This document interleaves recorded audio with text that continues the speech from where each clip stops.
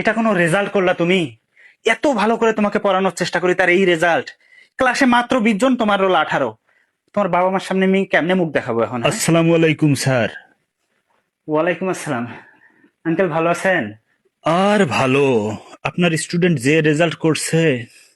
এই নেন নাস্তা খান।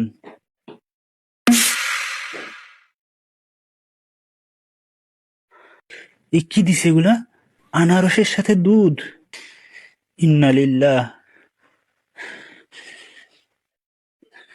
আঙ্কেল, আঙ্কেল আমি নাস্তা খাবো না, আমার পেট ভরা। আরে কি বলেন খাবেন না? আজকে তো আপনাকে খেতেই হবে, আপনার স্টুডেন্টের রেজাল্ট দিছে।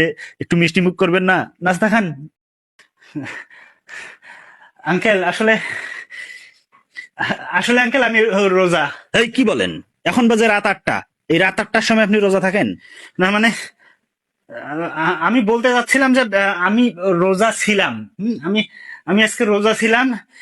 ইফতারে এত খাবার খাইছি, একদম একদম পেট ভরা। আঙ্কেল, আমি আমি এখন কিচ্ছু খেতে পারবো না, আমার একদম গলা পর্যন্ত খাবার। দেখেন, দেখতে পাবেন, দেখেন দেখেন। আরে একটু নাস্তা খেলে কিচ্ছু হয় না, খান। আরে এমনিতেই তো বলে বেড়ান যে আমরা আপনাকে নাস্তা দেই না, আজকে দিছি আবার খাচ্ছেন না। তুমি কিছু বলো না, বলো যে স্যার খাবে না। ও আর কি বলবে? ও যে রেজাল্ট করছে ওর বলার কোনো মুখ আছে? আচ্ছা আঙ্কেল, এত করে যেহেতু বলতেছেন, আচ্ছা ঠিক আছে, আপনি দুধটা নিয়ে যান। হ্যাঁ, আমি আমি আনারসটা খাই। আরে না, এটা কেমন হয়? না, দুধ নিয়ে আসছি, একটু দুধও খান।